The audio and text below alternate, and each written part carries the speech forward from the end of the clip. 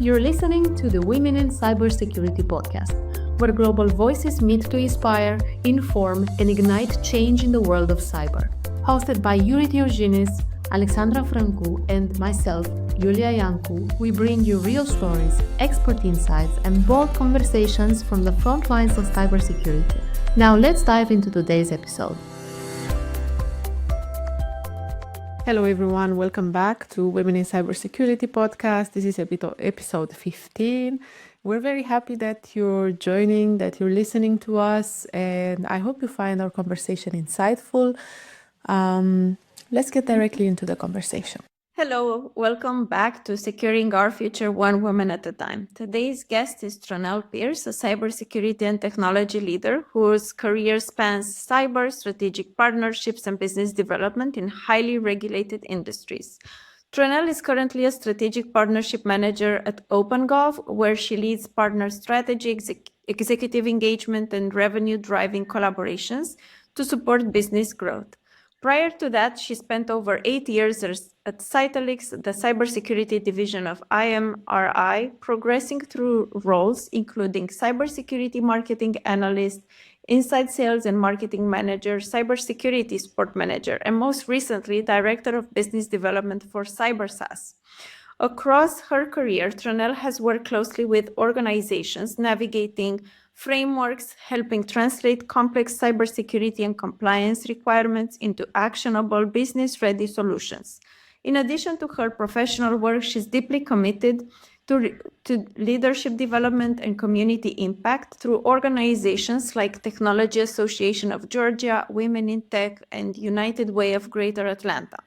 Today, we'll explore her journey through cybersecurity, the role of partnerships in strengthening resilience, and how women can build influence and leadership in this space. Trenelle, we're thrilled to have you. Welcome to our show.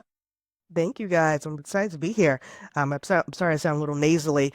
I don't know what's happening. I don't know where you guys are based, but the weather has been so wild lately. So getting over that a bit. But yes, excited to be here with you all. Very amazing resume. And this is just the short version. So let's start from the beginning, because looking to your resume, it looks like that it was at some point in time a transition to cybersecurity, right? Talk a little bit more about that transition. What came to really sparkle your interest in cyber and when that did happen? But I was working for a manufacturing company, and we were in essence selling accessories for the Apple Watch to retail stores. It was a great company, very creative company. We did things like power packs and, again, those accessories and such. And I managed the Best Buy and Bed Bath & Beyond accounts, and, it was fun. I mean, Macy's stores, a girl's dream, right? And then the company was actually sold without us knowing as team members. And we were all laid off. And I think that was a shock to my system because I had never been laid off before from a company. And I decided to take a break. They gave us kind of a severance. So I took a break for a while and told myself, I'm going to give myself a year, kind of get back to myself, and then decide on what's next. I started going back to my local church in Irvine, California at the time because I had time, right? I was laid off, young girl, everyone else was at work, so no one really to hang out with. So I started going back to my local church and volunteering and going to different small groups, etc. And one of the small group leaders was the CEO of IMRI, which is the company that I was brought on to for the cybersecurity opportunity. And in essence, I met her. She saw me at the small group, asked a lot of questions like, what are you looking for? And honestly, I didn't know what I was looking for. I just knew I wanted to stay in tech, but didn't know which vertical I wanted to really tap into. So she mentioned that she was looking to build out her cybersecurity division of her company, and she thought that may be a great fit for me. And I told her from the beginning, I'm like, I'm not technical. That is not what I do. I'm not looking at screens all day. Again, naive me, right? Not knowing all the different sides of cybersecurity. And she said, no, you're a people's person. You love connect. I can tell people are attracted to you. And she's attracting to me. And she said, I want to build relationships and partnerships. So I said, okay, I'll try it out for 45 days. That's what I told her. So we agreed to that. And she took me to all her events she was going to. And I'm like, this is fun. Go to events all the time. You talk on stages, you get free lunches. It was great. I was like, this is definitely the type of job I want. And then after that, I came on full time, and I started off in marketing because she needed to build that out first. And then we started to build from there. That's how it started. But it really was me being at the right place at the right time. So being laid off really opened an opportunity for me that I probably wouldn't have ever had, honestly, if I wasn't there at the right place, right time, for that small group that she was leading, and me actually following through and being obedient to go to the small group, right? When I could have just been at home sulking and being laid off. That's how it started. And then from there, I built my career there, pretty or a span of, as you mentioned, 8.5 years. So I started off in marketing, and that was fun for me because I went to school for that in undergrad. So I really get to use my degree, which I know is kind of a unicorn these days for a lot of folks, like using your degree you went to school for. So I got to use my degree. Yeah, I got to use that degree. And then I went on from there. So that's kind of how it started, to answer your question. Amazing. So I think that it's pretty impressive that you managed to find this path and you were able to say, okay, let's try it out. What do you think that sparked this, or you already had it? This curiosity, this eagerness to be eccentric and saying, okay, I don't know anything about this, but I'm willing to give it a shot. Yeah, that's a really great question. It's so funny. I think that's kind of how I've always been. Even as a child, my mom would say I was always very inquisitive. Like I want to try the new things.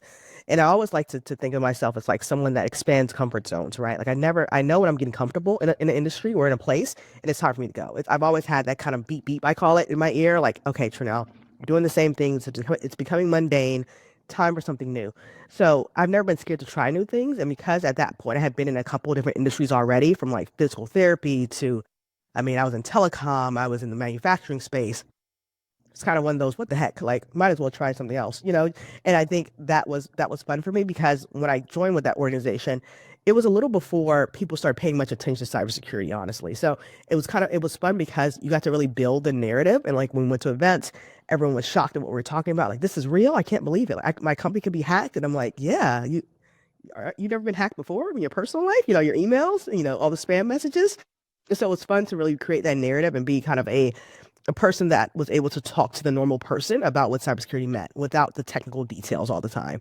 Of course, we had the solutions engineers and the techie folks there just talking back up what I was saying. But for me, person to person, I was able to talk in a language that allowed people to understand more easily and take action more quickly. So that was fun for me. But yes, to answer your question, I think it's always been a little part of me trying new things and not being afraid to do that.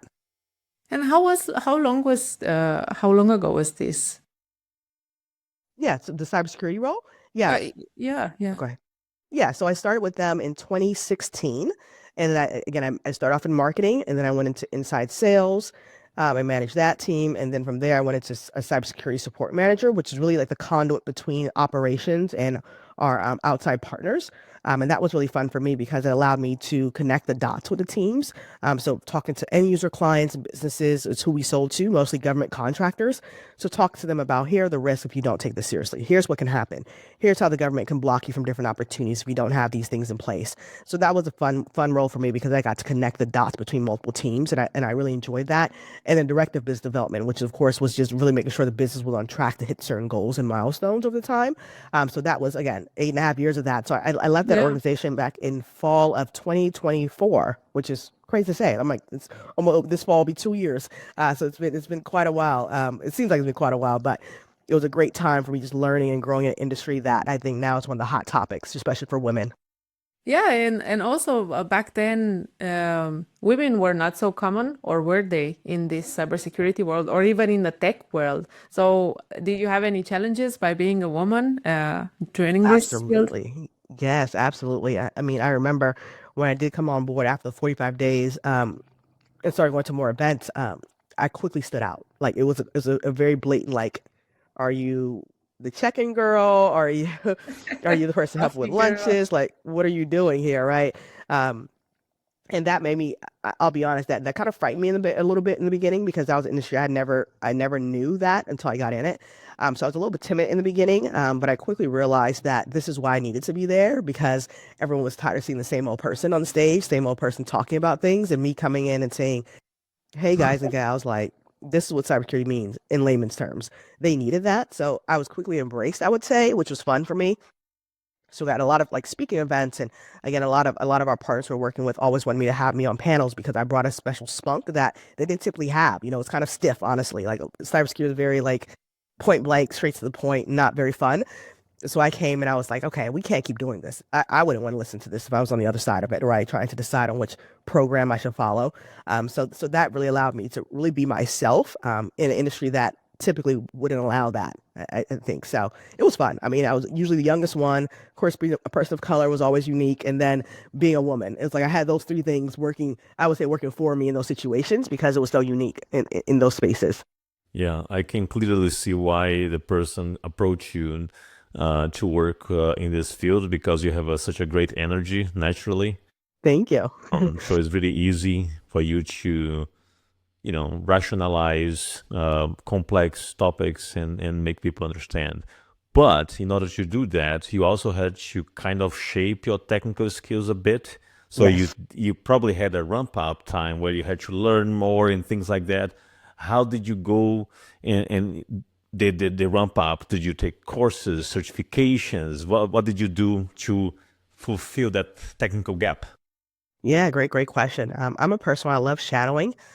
So I really got into to hoops or, get close really with my team. So my solution engineers, my technical team members, they probably thought I was annoying in the beginning because I was so much different than them, being really loud and like boisterous, but it allowed them to say, okay, like she's really wanting to learn. So I did a lot of shadowing, listening to them on their calls, learning the language, of course, and I learned a lot of that through events, again, through our internal teams and our playbooks, etc. And then I just started to mock it. Honestly, it was one of those things where, okay, this is what this means. This is what this alert means, and being able to just talk that way from seeing what they were already doing. I spent a lot of time with our SOC team as well to see what they were saying, what they were seeing on their end. Like, when is the alert serious? Like, when do you guys really like get into playbooks and SLAs and get to calling people saying, okay, this is something serious. We need to take charge of it. So that was really my ramp up of that's what you want to call it. But I think it never ended. Like, it was always learning. But I was always eager to learn what was new, what was changing, what language I should be using, because I wanted to make sure on the calls or presentations that I sound, technical enough for them to say, okay, she knows she's talking about, but I know that, there's more that I can learn too. Like, almost giving them a little bit of the pie, but letting them say, okay, I want more of her pie, right? I want more of it because she's clearly knows what she's talking about. So that was really my ramp up.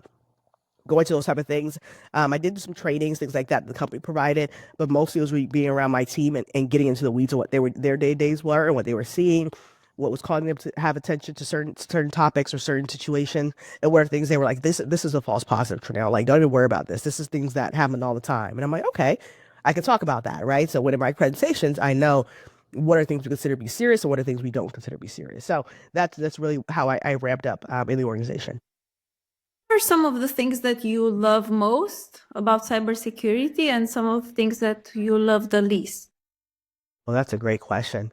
I love the people the most, especially like I think I'm starting to see a big shift in a lot of younger adults going into cybersecurity, like straight out of college or studying it in college and saying, okay, I want to build a career here. And I think that's really awesome because their eyes are so much different now. And what they're witnessing in terms of how fast technology is growing, I think they're seeing things that we probably wouldn't have seen, years ago. So I love that. I love the people. I love the connections. I built some really great connections. Of course, the span the whole time I was there that, still to this day, people still reach out on my birthdays and big anniversaries, etc. So I think the people part of it has been awesome. And the fact that it never changes. So, like, cybersecurity is one of those industries where it's always something new. You're never bored. You can never be bored in cybersecurity, which I think is fun. The things I don't like, that's a great one. What didn't I like? I think like the narrative that is put out there by different organizations can make people very confused. So you're always trying to fight against what they heard, what they saw somewhere else. So it's so much miscommunication in the industry that it can be tough for someone to understand, like, what is true? What should I really take seriously and what I shouldn't? So having to talk people out of doing things that they shouldn't be doing, talk them into doing things they should be doing for their companies has always been the tough part because there's so much information out there now, right? And it's, if anyone has a mic and a phone, they can talk about whatever they want to talk about these days. And I think that confuses people because people don't know what to take as truth and what things that aren't true. So I would say that part is probably the toughest part that I didn't like as much. And you mentioned that when you joined, you started making this more fun. And I want to know, you as a woman, what kind of unique strengths would women bring to this field, and not only cybersecurity, but also risk management and leadership and this side of cyber?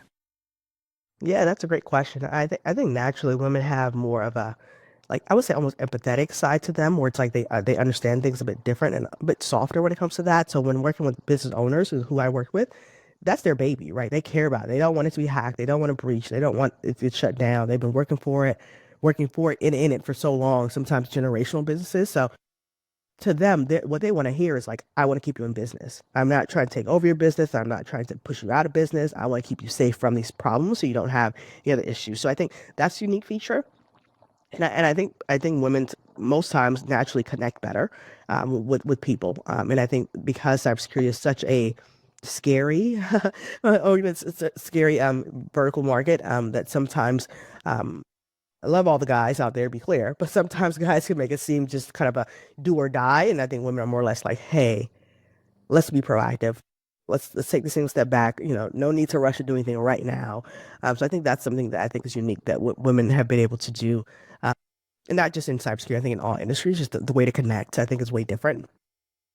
And I've met a lot of like high energy guys as well, but I think women naturally also have a different energy they bring in a room than a guy would, especially in an industry like cybersecurity where it is male dominated. Seeing a woman come in, it's like, oh, fresh face, thank you, yes, someone else. So I think that's always fun to just have that presence when you walk into a room and that's going to change the energy of the room with you just being in there.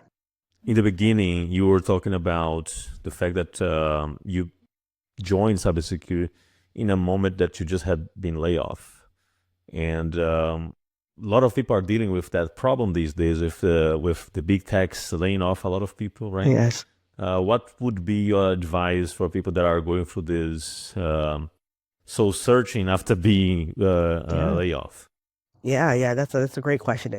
It's so timely too because I have a lot of friends around me that are going through the same things too. I would say that things are very cyclical, right? This is just one of those cyclical moments. I would say that this is the time to really look at your resume and your skill set and say, how can I pivot? How can I make myself look brand new on paper, right? How can I use these skills that I've built over years, whether it's cybersecurity or tech, and make it look different, right? People are looking for the creative things nowadays. I think companies are not looking for the person that comes in and just like does the status quo. They're really looking for creative and newer things. So I would say looking at your resume again and say, okay, I built these skills, but how can these skills translate into something new? Like it can't be the same old anymore. And I would encourage them to say, to know that people are hiring, right? I know the stats show that, it's dark and gloomy right now, but the truth about it is it's people are hiring and it's really built on connections. Again, hence why the people part is so important. So connect with your people, connect with your network, tell them what you're looking for. Being creative, again, in those titles and those roles that may not be what you thought it was going to be, but you can really kind of carve out your own path there. But again, I would just encourage them to stay on it. Technology sector isn't going anywhere. It's only getting better and faster. So hang in there is what I would definitely encourage them to do. Interesting what you mentioned about the transferable skills, right? Yes. If let's say that tomorrow you would be laid off, Okay. let's not think. Knock on wood. What would you focus on? What would be your strategy? Yeah, great question. And I've been there before, right? Honestly, so I've done this before, and I think it's something I'm always paying attention to because no job is promised, as we know.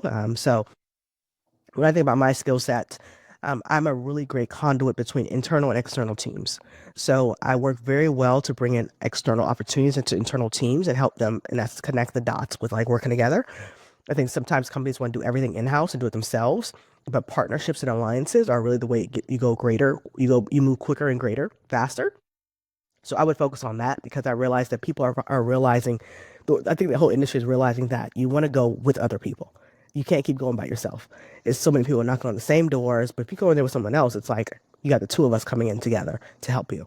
So I would focus on that in particular, is how to bring strategic alliances into an internal organization to really drive them forward. How do you see the next generation of professionals in cybersecurity taking in consideration today's challenges? Yes, but it's not so similar when you join a field which is barely opening, and now with all of this information that you have around, it's fairly difficult to be new at something. So how do you even prepare for this? How do you join? Yeah, that's a great question. I'm not sure I really thought about that one as much, but I will say that I think this next generation, as I was mentioning earlier, because they have grown up in the technology industry or life, right, that I don't think any of us have grown up in, they're going to be able to scout things out quicker than I think we've ever been able to do things, just because it's their normal. and they'll know when anomalies are in essence coming up a lot quicker. In terms of them being more proactive, but like predicting future things, I think the use, of course, AI is going to help with that a lot, but I think they're going to be the AI gurus when it comes to what's going on in the industry, because they're going to need that to help them predict what might be happening based on trends. So I think they're going to be trend setters when it comes to that, with using like, okay, what are the trends I'm seeing here? I keep seeing these trends. What would happen in the end? Like they're going to be more predicting. I think is going to happen from this generation, because they have seen so much so quickly versus us. We've like, okay, we've inched into it in a way. They were dropped into it like from the start. So I think it'll be cool to see how they predict things going forward. So now you seem to be very passionate about what you do. It feels like you love what you do, but throughout your career, you had to reinvent yourself many times. Yes. When you look forward, what is the next big thing for you in terms of career? What is next for you? It's just a progression of where you are, or do you see some big shifts that you are aiming for? That's a great question. Combination, I would say, a combination of all those things. I did just accomplish one big thing on my goal list, which is to write a book. So that just came out about a week ago. So super excited that I got that project done. So that was one of the things that I was like, I need to get that done. I want to be an author. Yeah. So that was a huge win for me. Next up, I would say is professionally, I want to get on some boards, some company boards, and really like help them shape how they're doing things. Now that I have a little one, a baby, I really care. I've always cared, but now even more, I care about things that like, would affect him as he grows up, right? So I do want to get involved in some company boards. That's definitely on my hit list. Outside of that, professionally, I do want to get to a VP level of an organization. And I think it's going to be around that alliances and channel side of things. I think that's where I thrive. But to be able to help shape an organization to design out how that looks for them, not just in the short term or long term, but something I'm really excited about. Staying in the tech sector for sure. I think that's definitely my home there. But which vertical market, I have no idea yet. I have no idea where I want to grow that. I think it'll be revealed to me as I continue to just be out there, and whether it's networking events, again, those board opportunities, I think it'll become more clear for me. But I do want to help drive a big channel program for an organization. I think it'll be something fun for me to do. And because I've built one before, I think it's something that I can continue to grow in. Those are big things, top of mind. I'm trying to think what else. I think those are top ones, honestly. Yeah, thank you. Yeah. What's the book about? So it's so funny. It's a timely topic. So the book is called The Non-Technical Techie, A Successful 90-Day Job Search. So I talk about like how I was able to find a job in the tech space in 90 days and get multiple offers. So I outline that, and I talk about my journey, literally from retail to cybersecurity to GovTech. I talk all about that in that book. So it's a book that's been on my mind for a while, because I'm reached out to frequently, like on LinkedIn and other platforms, saying, hey, can you mentor me? Like, I want to get into tech, but I'm not sure how to pivot. You started into retail. How did you get there? And I always wanted to write my story out. Like, how did I start off and how did I even get to these places? So in the book, I outlined that. And I talk about how my non-technical skills got me further by just not being a technical person, right? It's like the tech skills looks great on paper. You can do your job, but the non-technical stuff is really the sweet spot to get you. That has allowed me to progress in my career. So, so that's what I wrote about it. And I talked about, again, how I was able to get multiple job offers in the tech space in a 90-day period. Wow, that's awesome. And we don't want to spoil the book, right? But yes, just what would be some maybe your top soft skills, let's say, that you think non-technical, of course, helped you navigate through this and be able to go from non-tech to tech world? Yeah, great question. I think one of the secrets, not even secrets, something that people overlook is the power of volunteering. I think it's a place where you meet a lot of leaders. A lot of companies sponsor and invest in a lot of like local organizations. So typically at those volunteering events, they usually have people from that company there. So when I started, I love volunteering. It's something I'm really passionate about, volunteering. So I try to do at least once a month, sometimes more if my schedule allows. But in those spaces, I meet CEOs of companies. I meet, the wives of CEOs of companies. I meet, execs of these organizations, because they have to have a representative at a lot of these events that they're sponsoring. And that turns into, hey, what industry are you in? How's it going for you? And that could be, oh yeah, I'm actually looking for another opportunity. It sparks conversation naturally because volunteering, you're doing something you don't have to do, right? It's really because out of the kindness of your heart. So I think that's like I don't want to say a secret, but that's something that I think people overlook. Like they want to go to networking events and pay to go to the big events, which are great, but everyone's in there trying to do the same thing, find a job and connect with people. But volunteering, that's a place where people aren't thinking about. Like I could potentially be getting a whole other job opportunity here by just showing up in my spare time to do something I care about. So that's, I would say, one thing that I've learned, and that's really gotten me far, honestly, which is making great connections through volunteering. That's very, very smart and unique perspective. Yeah. Very useful as well for our audience that maybe they're trying to connect with people from different sectors. Exactly. You never know where you find your next opportunity, or the next best person. I'm curious, how did becoming a mother change your perspective on leadership and on risk management? Yeah, I'm 5 months in it, so I would say once I get 8 hours of sleep again, I could probably answer that better. But excuse me. But I think it's one of those things where that switch is never off. Like you could never, you can never be too tired. You could never be too exhausted. And I have a baby boy. He's very active. So it's been fun just seeing him grow, week over week. You're like, wow, these are such new changes for him. So seeing the world through his little eyes, we go somewhere and he's like just bright eyed and like bushy tailed in a way, like it's so new to him. It makes you look at everything. It makes you slow down for sure. Look at everything a bit more different in a good way, but you pay attention to the smaller things now because his eyes are smaller, right? His view is so much smaller. So when I see he's plugged into one thing and I'm like, what are you looking at? I'm like, oh, wow. Okay. That is different. I never looked at it that hard before, but in his little eyes, it makes sense. So, so when it comes to, from a leadership standpoint, it's been my greatest title, if you want to call it that, but greatest role. My husband and I is both our first, and we're just like, wow, this is cool. Like every day it's like something new, right? So it's exciting. It's exciting to see like this, a couple months from now when he turns one, I'm gonna look back and think of these moments like, oh wow, okay, it was all worth it. The sleepless nights, the early mornings, the midday fusses, all the stuff, right? It's fun. So it's a great experience. Great. I highly recommend it. I highly recommend it. That's awesome. Following up on Yulia's questions about this period of time that you are living on, how was also the transition to stop the hectic life with a lot of things to do, to pause your career, work, on during the maternity leave with your new born and everything?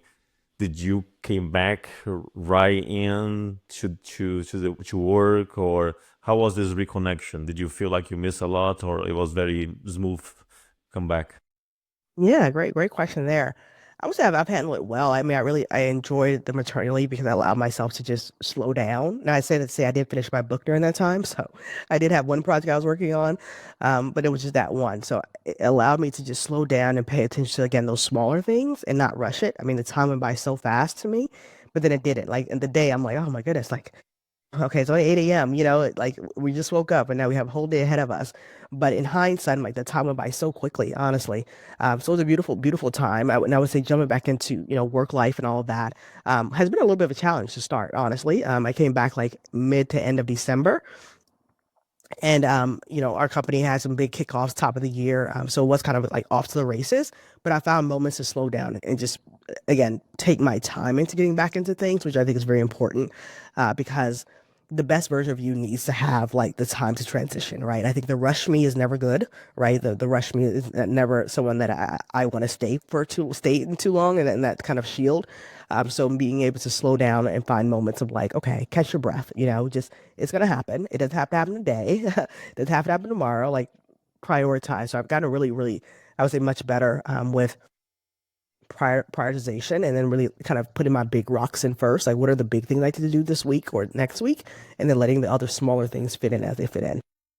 And Trenelle, just to clarify, because Julia and Alex, they are in Romania and the maternity leave in Romania is 2 years. How long is the maternity leave in US? I am moving to Romania. Oh my goodness, I would love that. Okay, that's oh my. When I tell you my number, you're gonna laugh at it. Ours is only 4 months. Okay, like 4 months, which is nowhere near enough time, as you all know. So I'm going to get my passport ready, and I'm moving to Romania because that sounds lovely to have 2 years. Like You're that's more what I than need. welcome. In all fairness, it's up to 2 years. So some people would tend to return Yeah, quicker you're than right. that because Okay, the amount, let's say, of money that you get is somehow capped. of course. So you are more incentivized, let's say, financially to return sooner. Go But back. definitely, it's a huge privilege that I'm a mom as well. Nice. I have a boy as well, and I Oh, fun. think I've witnessed firsthand how important it is, that period. And I wanted to ask you, even now with your mom's eyes, Yes. um, how do you feel like things shifted in perspective for you in terms of AI trends, evolution of the jobs, of the skills, capabilities? Where do you see this world going into? Into what direction? It's kind of, I'll be honest, it kind of scares me a bit because I think it's going to get faster, and I think it's the opposite of what we need. I think we should find it should slow down, and I think all these advancements are going to make us go faster. And it's going to force us to think less, and I think that's the part that kind of scares me because now it's like, okay, I just put it into this tool. I'll just have this tool do it for me. So that scares me a bit, and which is why now being a mother, having that uninterrupted, no technology time is so important throughout the days because I'm like, I want you to get into this rhythm of like quiet, playing with toys, tummy times, us just talking back and forth. And he's not talking, he's just kind of just cuckooing right now. But I need him to know those are the important times, like not rushing to phones, not rushing TV, not rushing to stuff. It's like taking that time to slow down and just be present with self. But I'll be honest, like I said, the AI advancement, while it will be helpful, I think it's going to create generations of people thinking less, and that scares me a bit. And I'm like, Yes, how do we? definitely. Yeah, I'm like, how do we continue to strengthen ourselves and keep our brains sharp, right? If we're not having to use it as much. I'm doing my best Definitely. to avoid that as much as possible. Yeah. And in your perspective, what does securing our future mean? Securing our future to me, and again, I'm going to take probably a little different approach.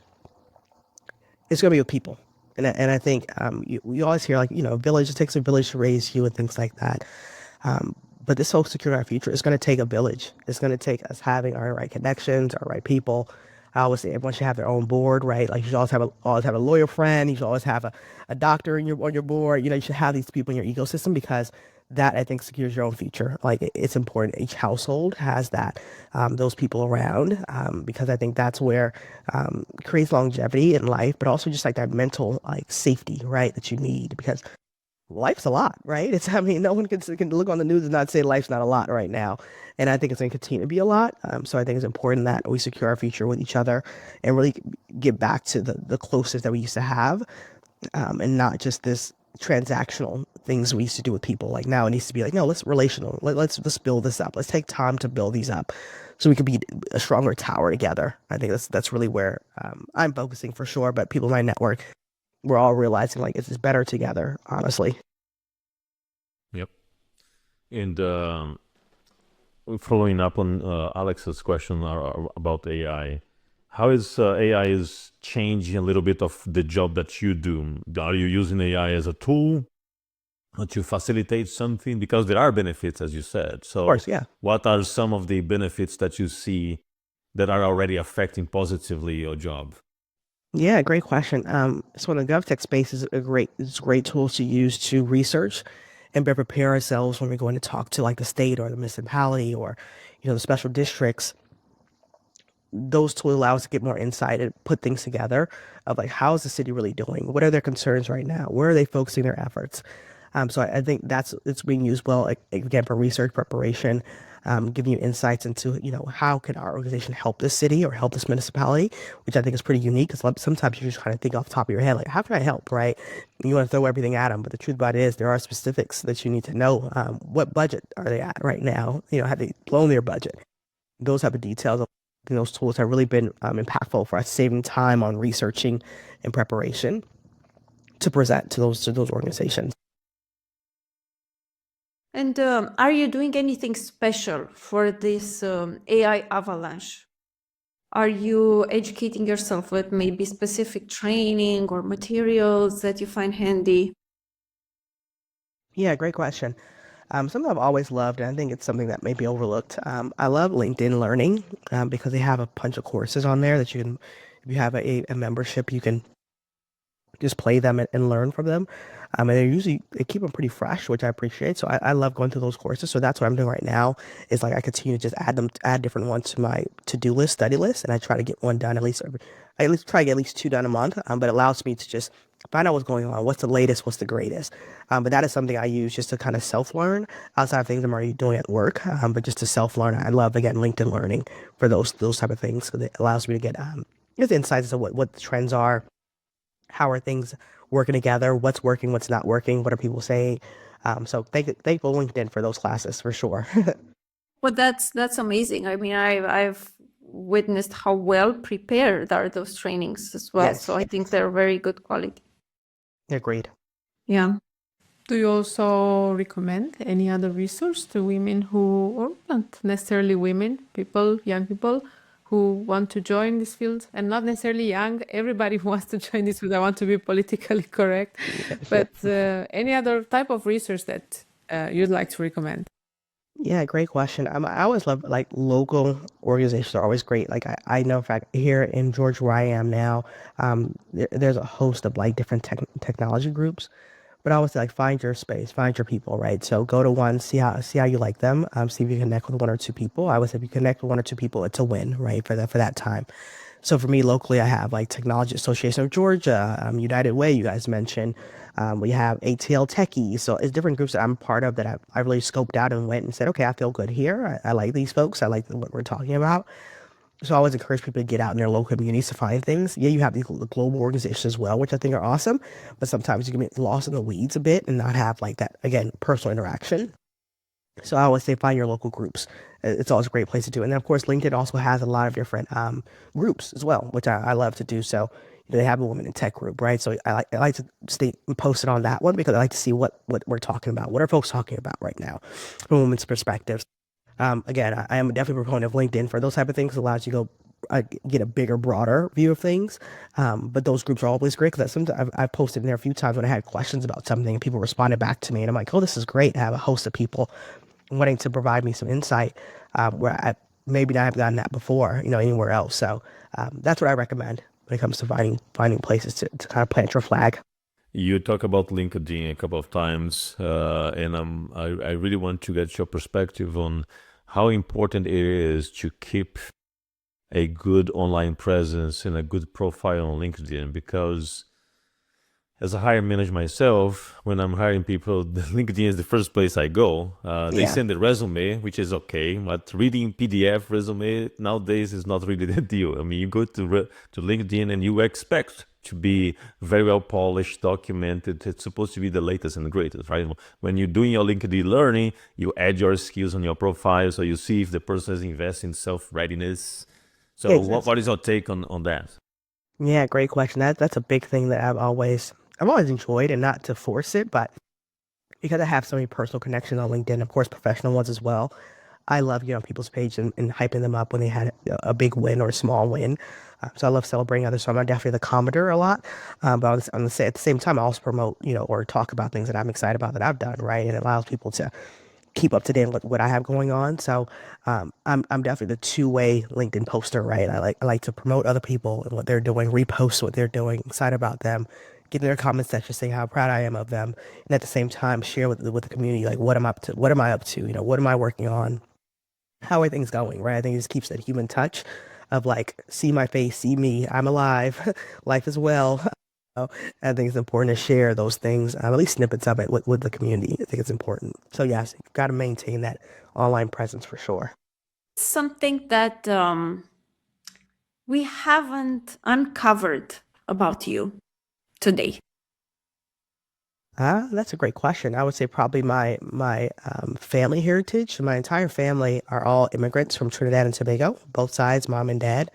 So I'm first generation here in the States, which I definitely I take with great pride in the fact that my family brought us here. You know, I was born here. And with that being said, I think I wear it as a badge of honor.